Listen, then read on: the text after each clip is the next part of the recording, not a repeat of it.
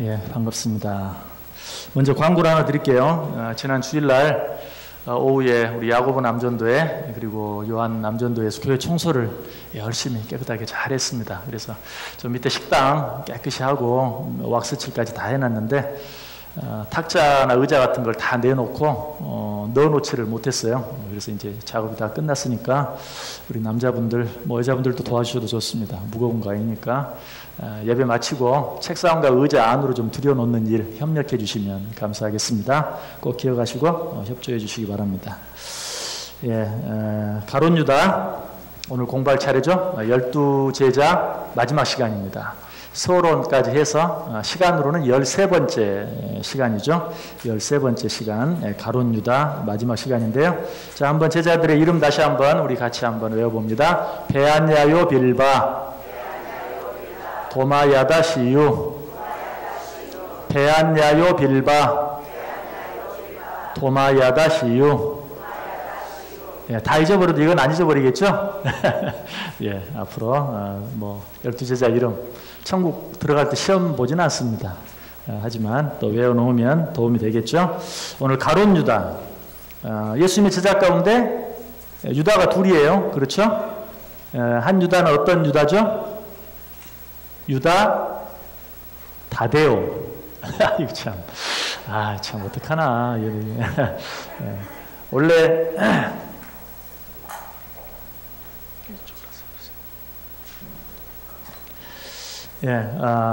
원래 이름은 유다였는데 이제 확실히 알 수는 없는데 예수님께서 다데오라는 이름을 지어주셨을 것이다 라고 제가 말씀을 드렸죠.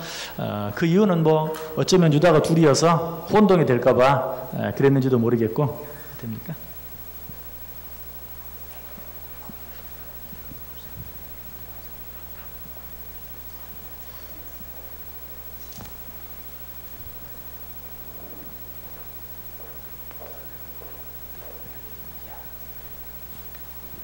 예, 몇 주 잘 됐는데. 소리 납니까? 나와요?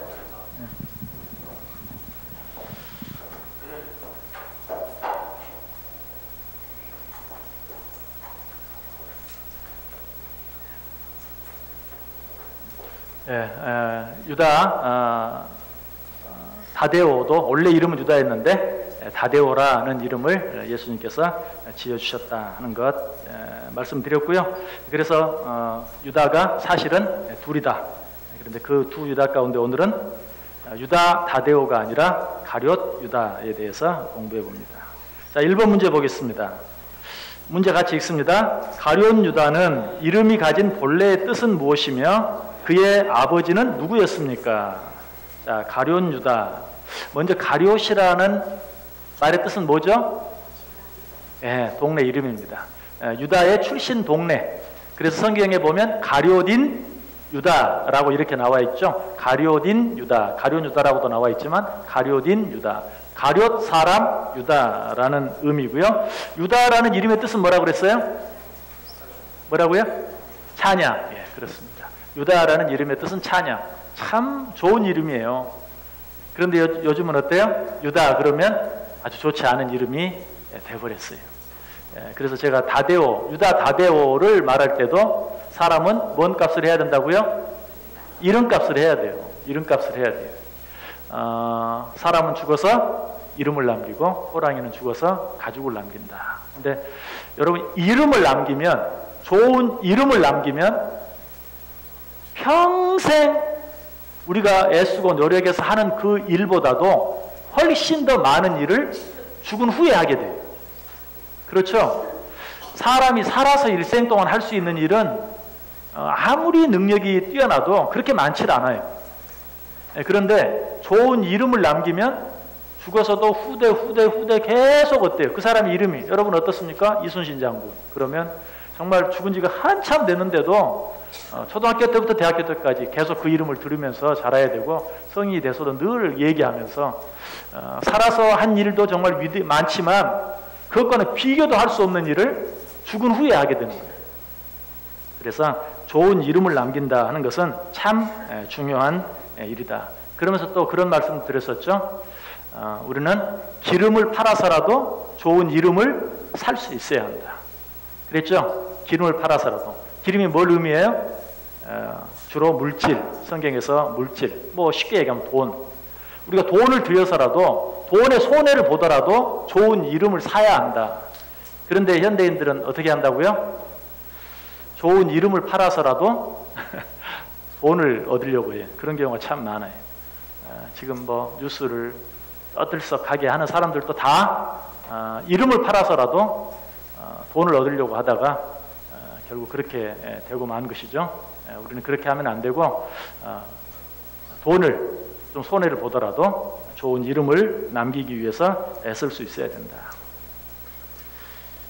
특별히 유다라는 이름은 성경에 아주 흔하게 나오는 그런 이름 가운데 하나인데 구약에는 뭐 말할 필요도 없이 많아요. 유다 지파 이름으로부터 시작해서 유다라는 이름이 너무나 많이 나와요.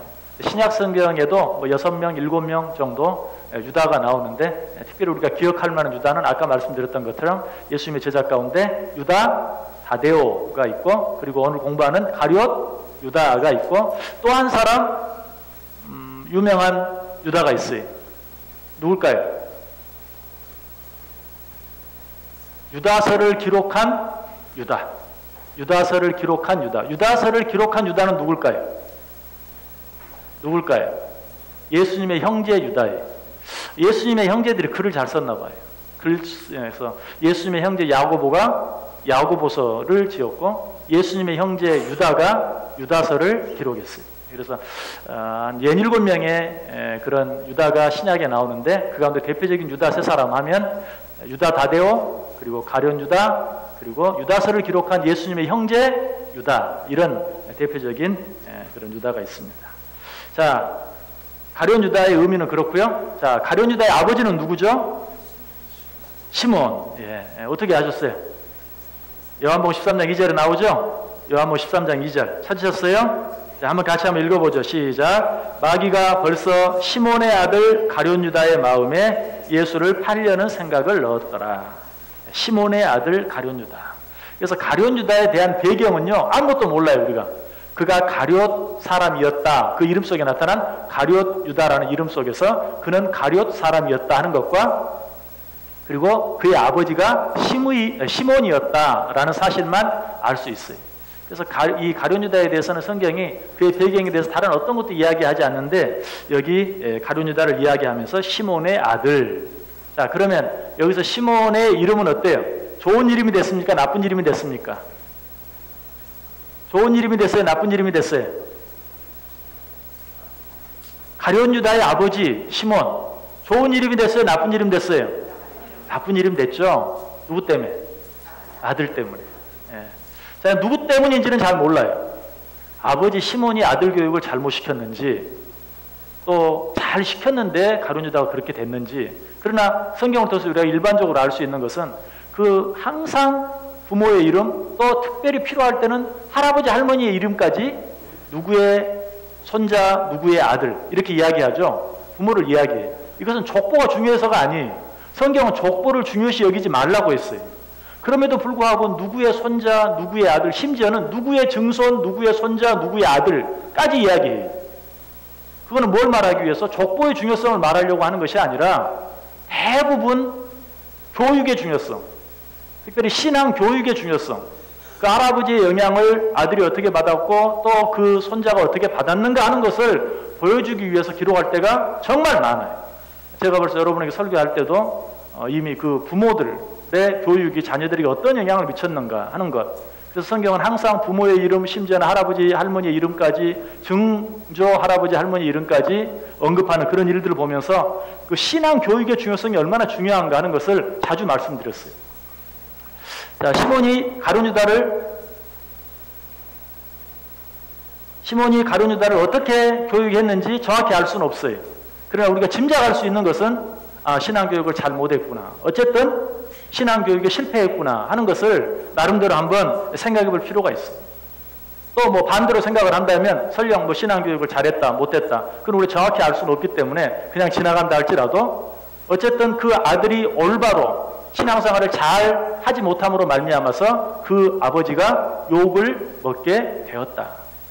그래서 이 부모의 자녀를 위한 신앙 교육, 그리고 자녀의 신앙 생활, 이것은 서로 이렇게 돌고 돌아가는, 정말 부모는 자녀를 신앙 교육 잘 시켜야 되고 자녀는 또 신앙 생활을 잘 해야 그것이 부모의 이름을 높이는 것이 되고 또 하나님께 영광이 된다. 그러지 아니하면 악순환이 계속 된다는 것이. 자, 성경 한번 찾아보세요. 잠언 10장 1절 말씀.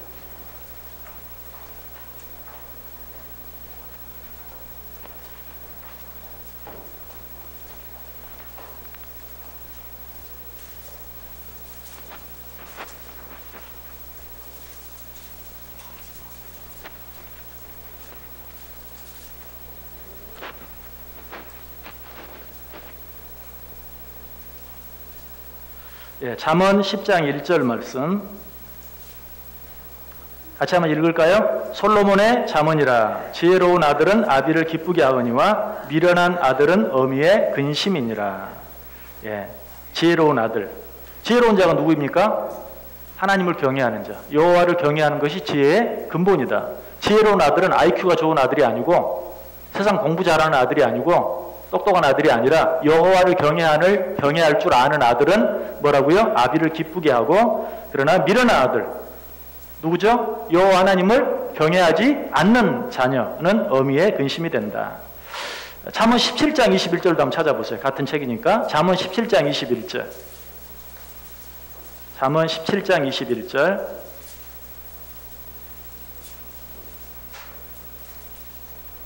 같이 읽습니다. 미련한 자를 낳는 자는 근심을 당하나니 미련한 자의 아비는 낙이 없느니라. 자, 여기서는 미련한 자, IQ가 낮은, 공부 못하는 그런 자녀를 말하는 것이 아니라 여호와를 경외할 줄 모르는, 하나님을 경외할 줄 모르는 자녀를 가진 아비는 낙이 없다. 한 장 더 넘기셔서 잠언 19장 13절. 잠언 19장 13절. 자, 같이 읽습니다. 미련한 아들은 그의 아비의 재앙이요 다투는 아내는 이어떨어지는 물방울이니라. 예. 다투는 아내 이야기는 안 할게요. 오늘 주제가 아니니까. 미련한 아들은 그의 아비의 재앙이다. 예. 여러분 자녀가 여러분의 재앙이 되기를 원치 않는다면 말씀으로, 신앙으로 잘 교육할 수 있어야 된다. 신명기 6장 6절 이하에 있는 것처럼 내 자녀에게 부지런히 가르치라. 길을 갈 때든지 앉았을 때든지 뭐 섰을 때든지 항상 주의 말씀을 가르쳐라. 달려가면서도 주의 말씀을 읽게 하라 라고 말하고 있는데, 그처럼 자녀들을 잘 가르쳐야 되고 자녀들을 잘 가르칠 때 특별히 아주 어렸을 때 잘 가르쳐야 된다. 여러분들이 이제 뭐 자녀를 대충 다 키웠다면 여러분 손자 손녀에게도 관심을 가졌어요. 요즘에 그냥 손자 손녀 키우느라고 고생하는 분들 참 많은데 고생이라고만 생각하지 마시고 내가 내 자녀를 키울 때는 정말 너무 정신이 없고 뭔 몰라서 너무 바빠서 신앙으로 제대로 교육하지 못한 부분들 많이 있는데 손자 손녀를 키울 기회가 혹시 주어진다면 내가 지금이라도 신앙으로 잘 가르쳐야 되겠다. 내가 품에 안을 때라도 정말 머리에 손을 얹고 기도해주고, 내가 혹시 목욕시키러 한번 기회가 있다면 머리를 감기면서 하나님을 경외할 줄 아는 그런 아들 되게 해달라고, 또 얼굴을 식힐 때는 정말 늘 하나님의 이름을 찬양할 줄 아는 귀한 자녀 되게 해달라고 기도하면서, 또 손발을 식힐 때는 하나님께서 원하시는 일을 잘 감당할 수 있는 귀한 자녀 되게 해달라고 조망 많은 손, 발 닦으면서 그렇게 기도하면서 한번 해보세요. 그런 사명, 그런 책임이 우리들에게 아직도 있다. 제가 어떤 시어머니가 하는 이야기를 들었어요. 큰 며느리가 별로 마음에 안 드나 봐. 별로 마음에 안 들어요. 그런데 이제 둘째 며느리가 들어왔어요. 그런데 둘째 며느리는 큰 며느리보다 더 똑똑한 것 같고 외적으로 보면 훨씬 마음에 드는 것 같았는데 좀 살아보더니 이 시어머니가 이런 말을 했어요. 큰 며느리는 그래도 그렇게 하면 하나님이 좋아하시겠냐? 하면 알아듣는데 뭐 어떻게 하다가도 그렇게 하는 걸 하나님이 원하시겠냐? 그러면 더 이상 말하지 않는다는 거예요. 근데 자녀는 다른 부분에, 그 둘째는 다른 부분에서는 다 나을 것 같은데 하나님께서 뭐라고 말씀했냐? 그렇게 하면 하나님이 좋아하시겠느냐 해도 반응이 없다는 거예요. 그래서 결론은 그래도 큰 며느리가 훨씬 낫더라. 하나님의 말씀 나오면 그래도 입을 다물 줄 아는 큰 며느리가 훨씬 낫다. 여러분 사실이에요. 좀 다른 면에서 많이 부족해도 그래도 하나님의 말씀 놓고는 이야기가 돼야 돼. 자녀들하고 뭐 싸우기도 하고 다투기도 하고 뭐 부모에게 대들기도 하고 따지기도 하고 다 하더라도 그렇게 하는 거 하나님이 원하시겠냐? 하나님이 좋아하시겠냐? 하나님이 그렇게 말씀하셨냐? 적어도 그 부분에 대해서만큼은, 이거 좀 너무 오늘 잡음이 좀 많이 나는데 마이크를 다시 좀 갖다 주십시오. 이거 마이크에서 나는 소리죠? 여러분 듣는데 좀 신경 쓰이죠? 뚝뚝 소리가 나서.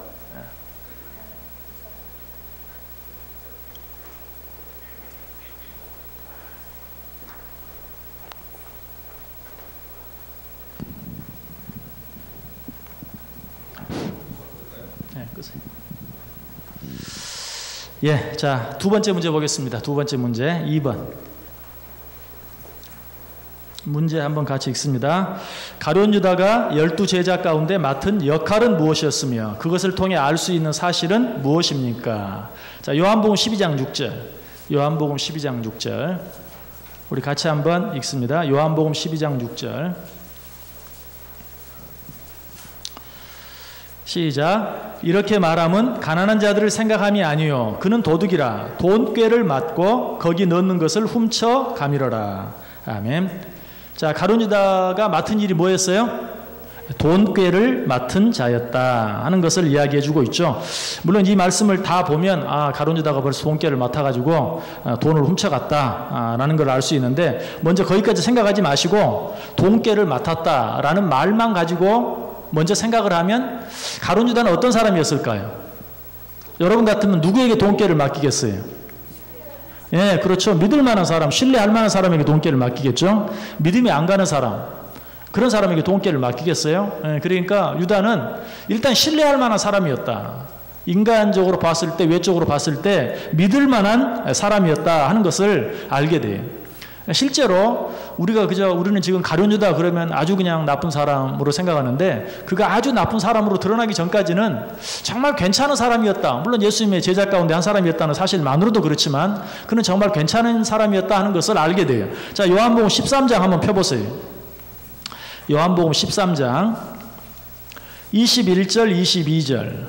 요한복음 13장 21절 22절.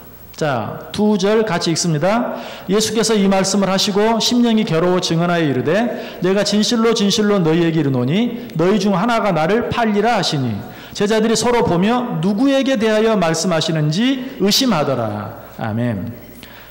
예수님께서 말씀하셨습니다. 너희 중 하나가 나를 팔 것이다. 자, 그랬을 때 가룟 유다가 정말 나쁜 사람이었다면 사람들이 어때요? 눈이 누구에게로 돌아가요? 가룟 유다다. 그렇죠? 틀림없이 가룟 유다. 가룟 유다가 그런 짓 안 하면 누가 하겠어? 생각이 벌써 그리 가고 눈이 그리 갔을 거예요. 그런데 전혀 도대체 누가 그런 일을 한단 말이냐. 제자들이 아무리 생각해 봐도 자기들 가운데는 그런 사람이 없었어요. 가룟 유다도 절대로 다른 사람에게 뭐 눈총을 받을 만한, 뭐 미움을 받을 만한, 의심을 받을 만한 전혀 그런 사람이 아니었다는 것을 알게 돼요. 너희 중 하나가 나를 팔 것이다 라고 했을 때 아무도 가룟 유다가 그런 일을 할 것이라고 생각하지 못한 것을 보게 되죠. 26절 이하도 한번 보세요. 요한복음 13장 26절에서 29절까지. 자, 26절 시작. 예수께서 대답하시되 내가 떡 한 조각을 적셔다 주는 자가 그니라 하시고 곧 한 조각을 적셔서 가롯 시몬의 아들 유다에게 주시니 조각을 받은 후 곧 사탄이 그 속에 들어간지라.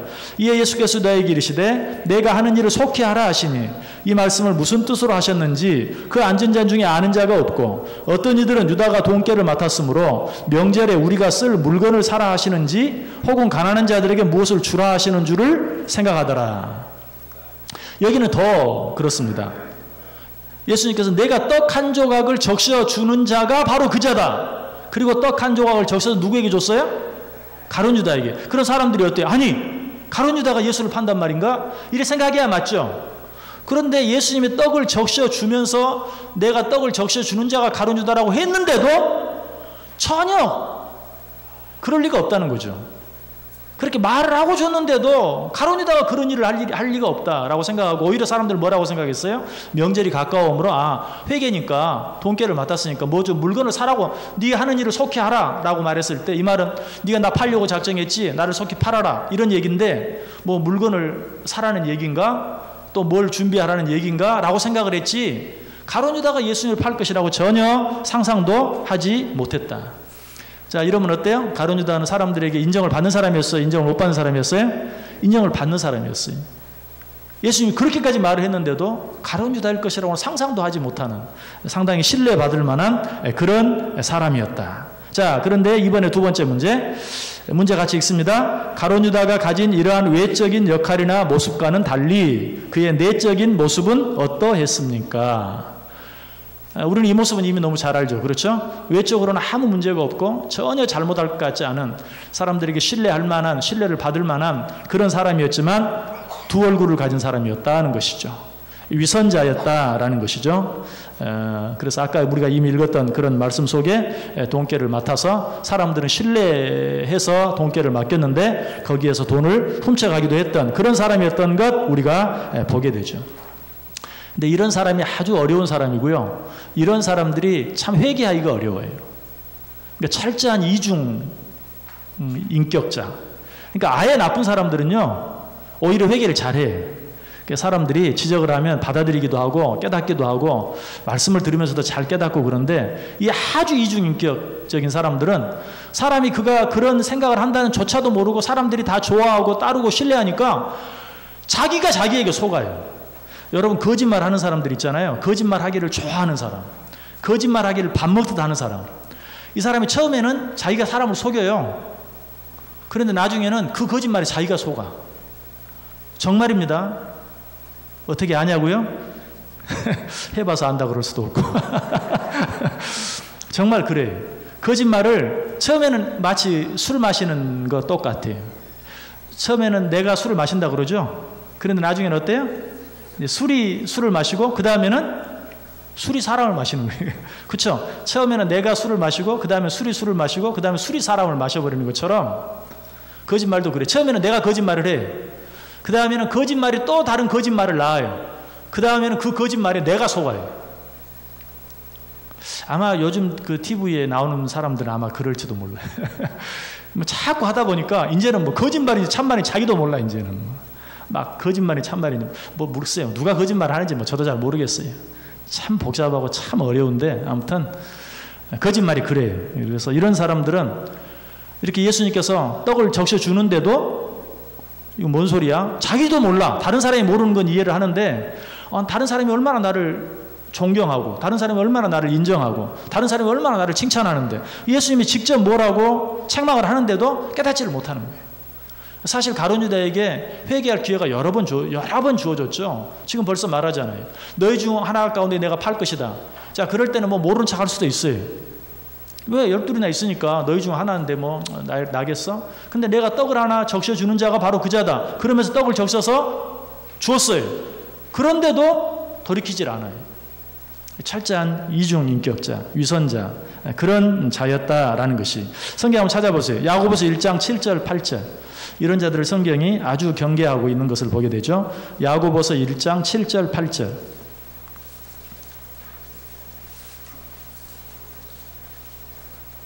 야고보서 1장 7절 8절.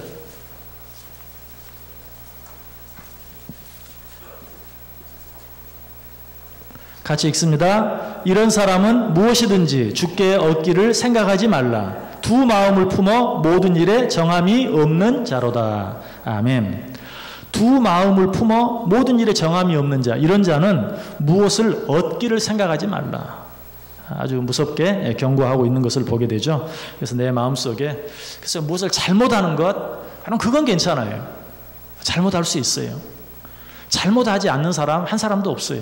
실수하지 않는 사람 한 사람도 없어요. 죄 없는 사람은 더더욱 없어요. 그런데 두 마음을 가지고 잘못해놓고도 잘못하지 않은 것처럼, 죄 지어놓고도 죄 짓지 않은 것처럼, 죄 없는 자처럼 살아가는 것, 특별히 하나님 앞에서 그렇게 살아가는 것, 이거 무서운 것이요. 이런 자들은 무엇을 얻기를 생각지 말라라고 성경이 이야기하고 있어요. 그리고 이 가룟 유다의 이런 마음, 처음에는 돈깨를 맡은 자로서 거기에서 돈을 훔쳐갔다라고 그렇게 말하고 있는데, 이제는 좀 지나니까 어때요? 마땅히 돌이키고 회개해야 되는데 돌이키지 않고 회개하지 않으니까 바늘도둑 소도둑 된다고 나중에는 어떻게 됐습니까? 자, 마태복음 26장 14절에서 16절 보겠습니다. 마태복음 26장 14절에서 16절. 마태복음 26장 14절에서 16절. 자, 우리 같이 읽습니다. 그때에 12 중에 하나인 가룟 유다라 하는 자가 대제사장들에게 가서 말하되 내가 예수를 너희에게 넘겨주리니 얼마나 주려느냐 하니 그들이 은 30을 달아주거늘 내가 예수를 너희에게 넘겨주리니 얼마나 주려느냐 하니 그들이 은 30을 지금 반복이 됐네. 예, 제가 잘못 적었는데. 예. 자, 어쨌든 이 내용을 보면 어떻습니까? 처음에는 살짝 훔쳤어요. 또 그것도 누가 그럴 수도 있죠. 그럴 수도 있어요. 그런 죄를 또 범할 수도 있어요. 그런데 그런 자기의 모습을 보고 회개하거나 뉘우치거나 돌이키지 않으니까 이제는 어때요? 예수님을 가지고 흥정까지 하는, 얼마 줄래? 내가 넘길게. 내가 예수를 넘겨줄 테니까 얼마 주려느냐? 이런 자리에까지 나가는 거예요. 지극히 적은 잘못을 깨달았을 때 돌이키고 회개하지 아니하면 정말 상상도 할 수 없을 자리까지, 걷잡을 수 없는 자리까지 가게 되고 마는 것을 보게 돼요. 가룟 유다가 그러했다 하는 것을 알게 되고, 가룟 유다가 돈계를 처음 맡았을 때도 그러지 않았을 거예요. 틀림없이. 몰라요. 그때도 뭐 위선적으로 사람들에게 잘 보여가지고 그랬는지 모르지만, 저는 그러기보다는 처음에는 정말 착실해서 돈계를 맡았는데, 돈계를 맡다 보니까 욕심이 생겨서 조금씩 훔치다가 이제는 그 욕심이 커져서 아예 예수님까지 돈 주고 팔아 넘기는 자리에까지 가고 말았다라는 것이죠. 그런데 아마 이제 이런 말씀들을 보면서 우리는 내가 아무리 죄를 짓는다 할지라도 거기까지 가겠는가. 그러나 사실 우리가 물질 앞에서 정말 하나님의 이름을, 예수 그리스도의 이름을 생각하지 아니하고 더럽히고 한다면 결국은 그것이 마찬가지죠. 그것도 결국은 돈을 받고 예수님을 팔아 넘기는 그런 일과 다를 바가 없죠. 이런 자리에 나아가지 아니하도록 우리는 적은 일들 가운데서도 늘 우리를 살필 수 있어야 합니다. 자, 3번 문제 보겠습니다. 3번 문제 같이 읽습니다. 예수님의 제자였던 가룟 유다가 예수를 팔게 된 이유는 무엇이었습니까? 자, 방금 읽었던 말씀 마태복음 26장 14절에 16절 읽었죠? 자, 가룟 유다가 무엇 때문에 예수님을 팔았죠? 뭐 때문에? 돈 때문에 팔았어요. 돈에 대한 욕심 때문에. 정말 이 물질에 대한 욕심은 모든 욕심의 근원이 되는 그런 욕심이라고 말할 수 있어요. 디모데전서 6장 10절에 말하죠. 돈을 사랑함이 일만 악의 뿌리가 된다. 그래서 돈을 사랑함이 모든 악의 뿌리가 된다라는 것도 생각을 해야 되지만, 돈을 사랑하는 것이 돈을 사랑하는 거, 돈 사랑하지 그럼. 그렇게 생각할 수 있는데, 그걸 절제하지 못하면 엄청난 죄, 예수님을 팔아 넘기는 죄까지도 가게 된다. 단순히 일만 가지, 여러 가지 죄를 짓게 될 뿐만 아니라 상상할 수도 없는 큰 죄를 저지르게 된다. 그렇죠. 돈 몇 푼 때문에 사람을 죽이기도 하고, 남편을 죽이고, 아내를 죽이고, 자녀를 죽이고, 자녀의 손가락을 끊어서 보험금을 타고, 등등 엄청난 일들, 상상할 수 없는 일들이 일어나잖아요. 그래서 돈을 사랑함이 일만하게 뿌리가 된다 하는 것, 가룟 유다를 통해서 또 한번 보게 됩니다. 가룟 유다도 돈 때문에 예수님을 팔아넘겼다. 또 한 가지, 요한복음 13장 2절. 요한복음 13장 2절. 가룟 유다가 예수님을 판 또 한 가지 이유, 요한복음 13장 2절. 같이 읽습니다. 마귀가 벌써 시몬의 아들 가룟 유다의 마음에 예수를 팔려는 생각을 넣었더라. 자, 왜 유다가 예수님을 팔게 되었는가? 자기 속에서 나온 생각이 아니, 사탄이 이용한 거예요. 돈을 사랑하는 유다의 마음을 이용했죠. 그 유다의 마음 속에 너 돈 사랑하지? 예수님 팔면 돈 많이 받을 거야. 왜? 예수님 미워하는 사람들이 많고 예수님의 정적들이 많거든. 라고 예수님을 팔려는 생각을 넣었어요. 그가 왜 예수님을 팔아넘겼는가? 자기 마음속에 사탄이 준 생각을 잘 다스리지 못했기 때문에 그래요. 우리가 꼭 기억해야 될 것은, 생각을 다스리지 못하면 그것이 어느 순간에 말로 나와요. 그리고 그 말이 결국은 뭐가 됩니까? 행동이 돼요. 우리 마음속에 생각을 잘 다스려야 된다. 생각을 잘 다스리지 못하면 생각이, 여러분 아마 그런 실수 다 한번 해보셨을 거예요. 마음속에 그냥 생각이 있어요. 하지만 절대로 말을 해서는 안 되는 것인데, 생각을 자꾸 하다 보니까 어때요? 어느 순간에 나도 모르게 말이 튀어나와 버리고 마는. 그래서 생각만 하고 말았어야 되는데 말이 튀어나와서 사람들 간의 관계가 어려움이 되고 문제가 크게 되는 그런 일들이 있죠. 왜? 머릿속에 생각이 가득 차 있다 보면 성경이 뭐라고요? 마음속에 가득한 것을 입으로 말한다고 그랬잖아요. 뭐든지 가득 차면 차고 넘치게 돼 있잖아요. 생각하고 또 생각하고 또 생각하면 말이 되고 말을 자꾸 하다 보면 어때? 그 말이 행동이 되는 거예요. 그래서 사실은 긍정적인 말, 좋은 말을 많이 하는 것은 그래서 참 좋은 거예요. 왜? 긍정적이고 좋은 말을 많이 하면 어때요? 나도 알지 못하는 사이에 내가 좋은 행동을 하게 돼 있어요. 근데 부정적인 말, 뭐 미워하는 말 이런 말을 많이 하면요. 여러분들 뭐 생각을 부정적인 뭐 생각도 마음대로 못해? 말이 자꾸 부정적으로 나가는 이런 뭐 말인데 뭐 아니 그 사람 보세요. 생각이나 뭐 생각까지는 우리가 다 알 수 없지만 말을 부정적으로 하는 사람은 행동도 다 부정적이에요. 그리고 또 다시 오늘 1번 문제로 돌아가서 그런 사람은요 자녀들도 부정적이에요. 참 정말 책임감을 가지고 부모들은 정말 부정적인 생각, 부정적인 말 이런 것들을 내 삶에서 제해해야 돼요. 그러지 아니하면 부정적인 사람이 될 수밖에 없어요. 이 가룟 유다가 왜 예수님을 팔까지 됐는가? 사탄이 집어넣은 생각.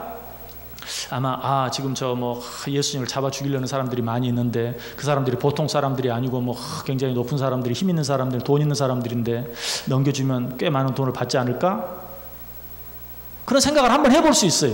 그런데 그 생각을 그때 다스려야 되는데 다스리지 않고 하고 묵상하고 또 하고 하다 보니까 결국은 예수님을 파는 자리에까지 갔다.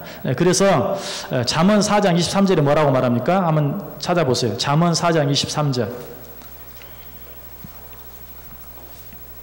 잠언 4장 23절. 잠언 4장 23절. 자, 같이 읽습니다. 모든 지킬 만한 것 중에 더욱 내 마음을 지키라. 생명이 근원이 이에서 남이니라. 모든 지킬 만한 것보다 무엇을 더 지키라고요? 내 마음을 지키라. 손발을 지키는 것보다 먼저 마음을 지키라. 그러면 말을 조심하게 되고 말을 조심하게 되면 행동도 조심하게 된다. 그런데 가룟 유다가 왜 예수님을 팔게 되었을까? 한 가지 재밌는 그런 견해도 있어요. 그건 뭐냐면 아마 지방색 때문이었을 것이다. 그래서 이 지방색 때문에 다른 제자들에게 따돌림을 받았을 것이다. 왜냐하면 예수님의 12제자 가운데 11제자는 다 갈릴리 출신이에요. 그런데 유다만 어디 출신? 가룟. 예. 동네 이름도 유다 때문에 아주 버렸어요. 그냥. 동네 이름까지도 참 그렇죠. 아버지 이름뿐만 아니라 동네 이름까지 뭐 처음에는 전혀 나쁜 이름이 아니었을 텐데 11제자가 다 갈릴리 사람인데 유다만 가룟 사람. 그래서 아마 이 다른 제자들이 따돌림을 받지 않았을까. 그러다 보니까 결국은 그렇게 하지 않았을까. 그러나 제가 아까 말씀드린 것처럼 이런 견해는 맞다고 생각하지 않아요. 왜? 그러면 돈깨를 맡았을 리가 없을 건데 돈깨까지 맡겼는데 아마 그러진 않았을 것이다 하는 생각이 드는데 어쨌든 그런 견해도 있다는 것.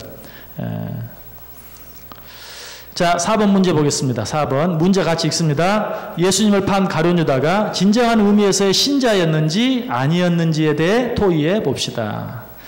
참 궁금한 것이죠. 가룟 유다가 정말 예수님을 믿었을까? 예수님을 믿었는데 타락했을까? 그렇다면 한번 선택한 자는 기어이 반드시 구원받는다고 했는데 가룟 유다는 구원을 받았을까? 못 받았을까? 뭐 생각이 참 복잡해지고 신학적으로도 아주 복잡한 문제입니다. 예수님을 판 가룟 유다가 진정한 의미에서의 신자였을까? 정말 예수를 믿는 자였을까? 여러분 어떻게 생각하세요? 예, 자 성경을 보시죠. 요한복음 6장 64절. 요한복음 6장 64절. 요한복음 6장 64절. 자, 같이 읽습니다. 그러나 너희 중에 믿지 아니하는 자들이 있느니라 하시니 이는 예수께서 믿지 아니하는 자들이 누구며 자기를 팔 자가 누구인지 처음부터 아심이러라. 아멘. 예, 믿지 아니하는 자가 있다. 가룟 유다를 틀림없이 지칭하는. 이제 한 가지 이제 숙제는 여기 자들이라고 그랬는데 또 누가 다른 사람이 또 있었나? 뭐 이제 그거는 이제 생각해 볼 수 있는데 아무튼 너희 중에 믿지 아니하는 자가 분명히 있다. 가룟 유다를 지칭해서 이야기했을 것은 분명하고 그렇다면 가룟 유다는 아까 말했던 이중 인격, 얼굴이 둘, 그래서 겉으로는 믿는 것 같았지만 정말 예수님을 구주로 믿지 않는, 어쨌든 결과적으로는 너무 확실하죠. 그가 예수님을 믿었다면 예수를 팔아 넘길 수가 없었겠죠. 그런데 믿지 않았기 때문에 팔아 넘겼겠죠. 그래서 가룟 유다는 처음부터 믿지 않았다라고 성경을 통해서 우리가 볼 수 있어요. 자, 요한복음 13장 한번 펴보세요. 요한복음 13장. 요한복음 13장 8절 보겠습니다. 8절, 요한복음 13장 8절. 자, 시작. 베드로가 이르되 내 발을 절대로 씻지 못하시리이다. 예수께서 대답하시되 내가 너를 씻어주지 아니하면 내가 나와 상관이 없느니라. 내가 너를 씻어주지 아니하면 내가 나와 상관이 없느니라. 여러 가지 많은 이제 상징적인 의미를 포함한 말인데, 이 말은 예수님께서 니고데모에게 했던 말씀, 사람이 거듭나지 아니하면 하나님의 나라를 볼 수 없느니라 라는 말과 똑같은 말이에요. 거듭나지 아니하면, 중생하지 아니하면, 예수 그리스도를 믿음으로 새 생명을 얻지 아니하면 너는 나와 상관이 없다. 이렇게 봤을 때 가룟 유다는 예수님을 믿지 않은 거듭나지 못한 자였을 것이다 라고 우리가 생각할 수 있죠. 자, 10절도 보세요. 10절 13장 10절 시작. 예수께서 이르시되 이미 목욕한 자는 발밖에 씻을 필요가 없느니라. 온몸이 깨끗하니라. 너희가 깨끗하나 다는 아니니라 하시니 이는 자기를 팔 자가 누구인지 아심이라. 그러므로 다는 깨끗하지 아니하다 하시니라. 그렇죠? 분명히 가룟 유다를 언급하고 있죠. 너희가 다 깨끗하다. 발만 씻으면 된다. 이 말은 너희는 다 구원받았다. 일상적으로 하나님 앞에 짓는 죄들만 회개하고 용서받으면 된다. 라는 그런 의미인데, 그러나 다는 아니다. 너희 가운데 나를 팔 자가 있다. 그 자는 깨끗하지 않다. 그 자는 구원받지 못했다. 중생하지 못했다. 거듭나지 못했다라고 말씀하고 있는 것을 보게 됩니다. 그래서 이 말씀을 통해서 가룟 유다는 구원받지 못한 자였다라고 말씀드릴 수 있어요. 자, 그렇다면 이제 중요한 문제 5번. 가룟 유다가 정말 선택받지 못했고 구원받지 못한 자였다면 왜 예수님께서는 그를 예수님의 제자로 택했을까? 자, 5번 문제 같이 읽습니다. 가룟 유다가 진정한 의미에서의 믿음을 가진 신자가 아니었고 또 그 사실을 예수님께서 알고 계셨다면 왜 유다를 12제자 가운데 하나로 세우셨는지에 대해 토의해 봅시다. 참 어려운 문제인데 일단 결론부터 말씀드리면 예수님께서는 우리들에게 교훈적인 어떤 목적을 가지고 가룟 유다를 제자로 택했다라고 말씀드릴 수 있어요. 자, 그렇다면 어떤 교훈을 주기 위해서일까?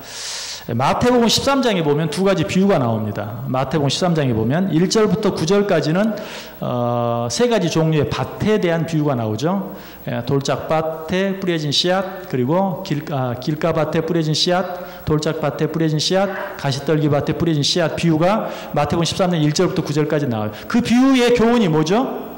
하나님의 말씀을 받기는 받아도 길가밭과 같은 마음을 가진 자는 그 말씀을 받아도 그 말씀대로 사는 게 아니라 오히려 어때요? 그냥 이리 굴러다니고 저리, 마음이 너무 길가밭처럼 다 우리말로 하면 그냥 달아져가지고 말씀을 받아도 그 말씀을 내게 주시는 말씀으로 받지 못하고 그냥 뭐 이 사람에게 적용했다 저 사람에게 적용했다 또 엉뚱한 방법으로 적용하다가 결국은 누구에게? 사탄에게 빼앗기고 마는. 여러분 지금 사실 가룟 유다가 꼭 그런 격이거든요. 분명히 그는 예수님과 똑같이 다 말씀을 받았어요. 가르침을 받았어요. 더더욱 지금 예수님께서 가룟 유다가 예수님을 팔려는 생각을 하고 있을 때 너희 중에 하나가 나를 팔 것이다 라고 지적도 해줬고요. 내가 떡을 하나 적셔주는 자가 바로 그 자다 라고 구체적으로 너 지금이라도 회개해 라고 지적을 해주는데도 전혀 알아듣지를 못해.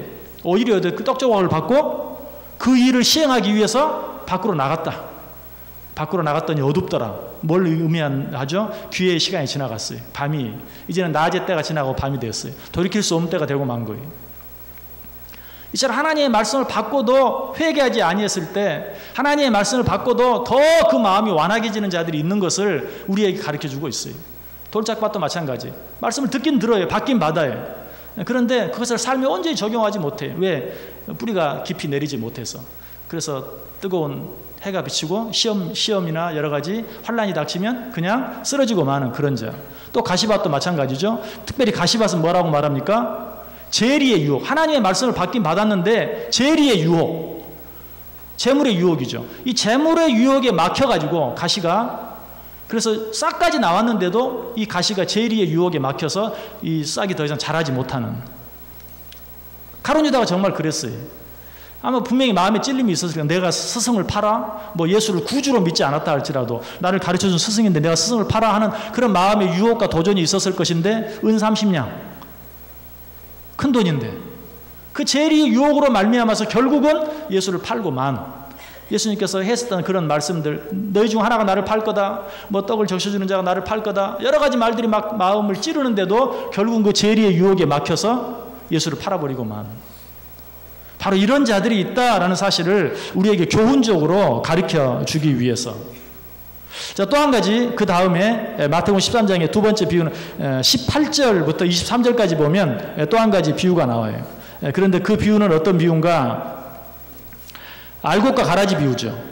마태복음 13장 뒷부분에 보면 알곡과 가라지의 비유. 이것은 예수님의 제자들 가운데도 뭐가 있었어요? 가라지가 있었어요. 너희가 다 깨끗한데 다는 아니다. 너희들이 다 알곡은 아니다. 너희 가운데도 가라지가 있다 하는 것을 또 이야기해 주고 있어요. 자, 이런 말씀을 참 이제 이런 자리에서 드리기가 참 쉽지 않은데 우리 가운데도 그럴 수 있다는 것이, 여러분 이런 거를 절대 남한테 누가 가라진가 이렇게 보지 마세요. 그건 우린 절대 몰라요. 절대 몰라요. 정말 완악하게 보이고 악하게 보이는 사람이라 할지라도 그 사람이 가라진지 아닌지 정말 몰라요. 여러분 자신만 보세요. 여러분 자신만. 내가 예수 그리스도를 정말 나의 구주로, 나의 주님으로, 나를 위해 이 땅에 오시고 내 죄를 위해 십자가에 달려 죽어주신 나의 구세주로 분명히 믿고 있는가? 그렇다면 또 의심할 필요가 없어요. 뭐 너희 중에 가라지가 있다라고 말하니까 또 내가 가라지인가? 또 그렇게 또 고민하면 안 돼요. 내가 정말 예수 그리스도를 나의 구주로 믿는가 하면 내가 좀 여러 가지 삶에서 부족하다 할지라도 난 하나님의 아들이고 하늘나라 백성이고 구원받은 자예요. 의심할 필요가 없어요. 그런데 하나님의 말씀을 배우는 게 너무 좋아. 참 배우다 보면 너무 신기하고 너무 오묘하고 얼마나 좋은지 몰라. 그런데도 예수님이 나의 구주라는 사실, 예수님이 나를 위해 죽으셨다는 사실, 예수님이 나를 위해 흘려진 십자가의 피로 말미암아 내가 구원받았다는 사실만큼은 이건 좀 이해가 잘 안 되고 안 믿어져. 그런 문제가 있는 거예요. 난 교회 나가는 게 너무 좋고 교회 나가서 성도들과 교제하는 것도 좋고 말씀을 배우면 그 말씀이 얼마나 깊은지 정말 그 철학적이고 뭐 너무너무 좋고 막 거기에 빠지고 그런데 예수님이 나를 위해 죽었다? 예수님은 인간이시자 예수님은 하나님이시다? 하나님이 나를 위해 인간의 몸을 입고 이 땅에 그거는 조금 좀 생각해 봐야 돼. 내가 정말 예수 그리스도를 나의 구주로 믿고 있는가? 그렇다면 의심할 필요가 없지만 그렇지 않다면 당장 기도해야 돼. 예수 그리스도가 나의 구주임을 믿게 해 주옵소서. 믿어지게 해 주옵소서. 그 일을 위해서 기도할 수 있어야 된다. 어쨌든 우리는 유다를 통해서 그 알곡과 가라지의 비유나 세 가지 종류의 밭의 비유 등등 이런 비유들을 우리가 배울 수 있어요. 아마 이런 교훈들을 우리에게 주시기 위해서 예수님께서는 가룟 유다를 제자 가운데 하나로 삼으셨을 것이다.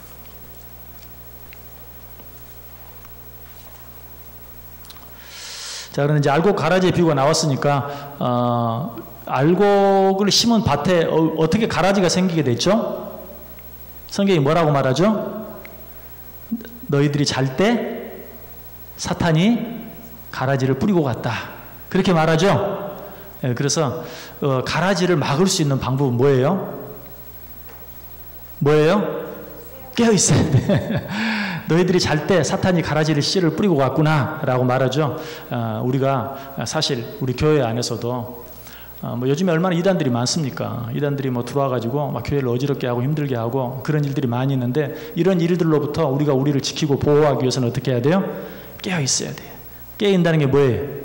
기도하기를 힘써야 돼요. 기도로, 말씀으로 깨어 있어야 돼요. 이 시간도 여러분들이 깨어 있는 시간이에요. 말씀으로 든든히 무장하고 기도로 든든히 무장해서 사탄이 가라지 씨를 뿌리지 못하도록 우리는 늘 깨어 있어야 돼요. 자, 그런데 이 또 가라지 비유에서 제자들이 가라지가 있다고 하니까 뽑아버릴까요? 근데 뽑지 못하게 했죠. 왜? 아마 오늘 제가 오늘 여러분이 자 우리 교회 안에 가라지를 뽑읍시다. 그럼 엉뚱한 사람 많이 다칠 거예요. 그죠? 예. 아마 외적으로 좀 사람들한테 칭찬받고 도덕적으로 윤리적으로 괜찮은 사람들은 살아남고, 그렇지 뭐 예수는 분명히 믿기는 믿는데 성질이 더러운 사람들 있잖아. 없습니까? 예. 그런 사람들 가라지로 찍혀가지고 아마 이렇게 쫓겨남을 당하는 그런 일이 있을 거예요. 그러니까 예수님이 그럴 줄 알고 내버려 두어라. 이거 알고 다친다. 내버려 두어라. 그런데 이미 들어왔다면 어때요? 사실 예수님 가라지는 언젠가는 자기 정체를 자기가 드러내게 돼 있어요. 여러분 옛날에 다 벼농사 지어보셨죠? 처음에는 핀지 변지 몰라요. 근데 핀지 변주 모를 때 피를 뽑으려고 하면 틀림없이 나도 실수로 벼를 몇 개 뽑을 수밖에 없어요. 그런데 나 좀 지나면 어때요? 피는 어때요? 키가 푹 올라오죠? 멀리서 봐도 다 보여요. 피는 어디가 있는지 다 보여요. 그러니까 뭐 농사를 안 지어본 사람도 가서 뽑으라면 다 뽑을 수 있어요. 가라지는 가만 놔둬도 때가 되면 자기가 가라지인 것을 드러낼 때가 있어요. 기도하면서 기다려야 돼요. 그러면 그런 가라지들을 다 막을 수 있게 된다. 자, 또 이외에도 다른 교훈들이 있는데요. 이 가룟 유다를 통해서 어떤 교훈을 주는가? 요한복음 11장 한번 펴보세요. 요한복음 11장. 요한복음 11장. 요한복음 11장.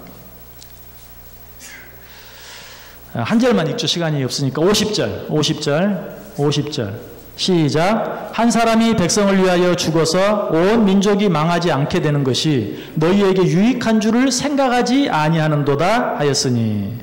누가 한 말이죠? 예, 예수님이 한 말이라고 누가 말씀하셨죠? 정말 그렇게 보여요. 예수님이 하신 말씀 같아요. 예수님이 하신 말씀 같아. 한 사람이 백성을 위하여 죽어서 온 민족이 망하지 않게 되는 것이 너희에게 유익한 줄을 생각하지 않은도다. 예수님이 말씀하셨다라고 보는 게 정말 100번 봐도 맞아요. 근데 예수님이 한 말이 아니에요. 누가 한 말이죠? 가야바가 한 말이에요. 가야바가 야, 예수 한 사람 잡아 죽여서 우리 민족이 로마로부터 안전하게 구원을 받는 것이 낫지 않느냐? 아주 악한 말이에요. 그런데 그 말만 들으면 마치 예수님 한 사람이 우리를 위해서 희생함으로 말미암아 온 백성이 구원 얻는 것이 낫지 아니하냐, 이 말로 들리죠. 그게 바로 그 다음 절 51절에 보면 이 51절 같이 읽습니다. 이 말은 스스로 함이 아니요 그 해의 대제사장이므로 예수께서 그 민족을 위하시고 또 그 민족만 위할 뿐 아니라 흩어진 하나님의 자녀를 모아 하나가 되게 하기 위하여 죽으실 것을 미리 말함이러라. 가야바는 나쁜 의도로 예수님 하나를 죽여서 우리가 평안한 게 낫지 않느냐, 나쁜 의도로 이야기했는데 사실은 그것이 지금 하나님께서 하시려고 하는 예수님의 죽으심에 대한 인류 구원의 놀라운 역사에 대한 예언의 말이 된 거예요. 자, 이것을 통해서 우리가 얻을 수 있는 교훈은 유다는 자기 욕심을 챙기려고 예수를 팔았어요. 그러나 그 일을 통해 하나님께서는 인류를 구원하는 엄청난 일을 이루셨다는 사실이에요. 이것이 우리 하나님이 하시는 일이에요. 이게 놀라운 거예요. 그래서 우리는 이 세상 살아가면서 그냥 막 전전긍긍할 필요가 없어요. 전전긍긍할 필요가 없어요. 누가 악한 마음을 가지고 악한 생각을 가지고 악한 일을 해도 물론 그런 일을 하지 않도록 기도하고 권면하고 해야 되겠죠. 그러나 전전긍긍할 필요는 없어요. 왜? 우리 하나님은 그 일까지를 통해서라도 당신의 일을 이루어 가시는 분이시고 합력해서 선을 이루시는 분이시기 때문에. 믿으십니까? 예. 정말 이 하나님을 믿는 자는 가야바가 지금 엄청난 일을 꾸미는 거예요. 그런데 하나님께서는 그 일을 통해서 인류 구원의 일을. 자, 한 구절 더 보죠. 사도행전 4장 펴보세요. 사도행전 4장. 사도행전 4장 27절 28절 같이 읽습니다. 과연 헤롯과 본디오 빌라도는 이방인과 이스라엘 백성과 합세하여 하나님께서 기름 부으신 거룩한 종 예수를 거슬러 하나님의 권능과 뜻대로 이루려고 예정하신 그것을 행하려고 이 성에 모였나이다. 헤롯과 본디오 빌라도 아주 나쁜 사람들이. 헤롯과 본디오 빌라도는 정적이에요. 서로 상종을 않는 사람들이야. 서로 그냥 저 사람이 나보다 높아지면 어떡하나 서로 견제하는 사람. 그런데 이들이 하나가 됐어요. 무슨 일에? 예수를 잡아 죽이는 일에 하나가 됐어요. 왜? 먼저 예수부터 죽여야 된다. 예수 인기가 너무 높아지니까 저 예수부터 잡아 죽이고 난 다음에 지금은 우리 둘이 힘을 합해서 쟤 죽이고 그 다음에는 너야. 지금 이러고 있는 판이 아주 나쁜 사람들이죠. 그런데 그 일을 통해서 어때요? 그들이 예수를 죽이기 위해서 지금 모였는데 28절에 보니까 하나님의 권능과 뜻대로 이루려고 예정하신 그것을 행하려고 이 성에 모였나이다. 자기들은 자기들 위해서 모였어요. 자기들은 자기들 위해서 지금 모의를 하고 있어요. 그런데 사실은 어때요? 하나님의 일을 그들이 하고 있는 셈이 된 거예요. 참 놀라운 일이죠. 이건 역시 하나님이 하시는 일인데 역시 가룟 유다도 마찬가지. 가룟 유다는 은 30 때문에 그것을 위해서 예수를 팔았어요. 그런데 결국은 그 일로 역시 인류 구원의 대역사를 하나님은 이루어 가셨다. 여러분 요셉은 이런 놀라운 비밀을 깨달은 사람이죠. 그래서 형들이 자기를 팔고 얼마나 고생을 했습니까? 나중에 애굽의 총리가 형들을 만났어요. 그때 뭐라고 말합니까? 당신들이 나를 이곳에 판 것이 아니고 하나님이 나를 먼저 보내신 것입니다. 하나님이 그 나를 시기하고 미워하는 그 당신들을 통해서 나를 우리 가족과 우리 민족을 구원하기 위해서 이곳에 먼저 보내신 것입니다. 라고 고백하는 그런 모습을 보게 되죠. 자, 성경 한 구절 찾아봅니다. 잠언 16장 4절. 잠언 16장 4절. 잠언 16장 4절.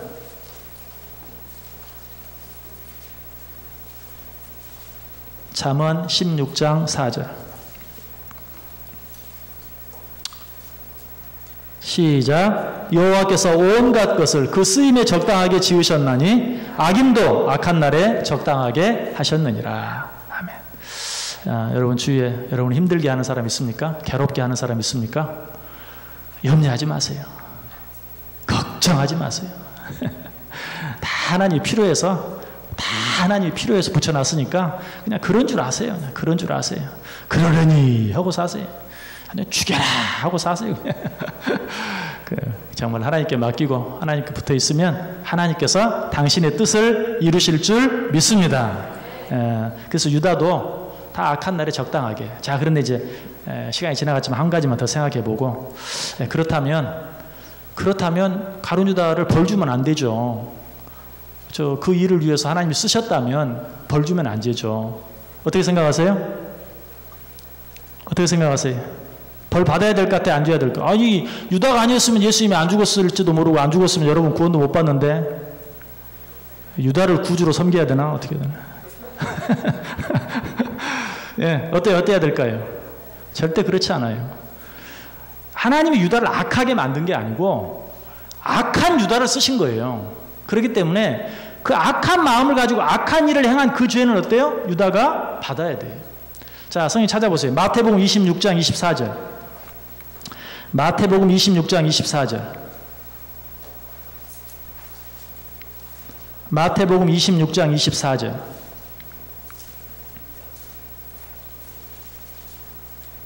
자, 시작. 인자는 자기에 대하여 기록된 대로 가거니와 인자를 파는 그 사람에게는 화가 있으리로다. 그 사람은 차라리 태어나지 아니하였더라면 제게 좋을 뻔하였느니라.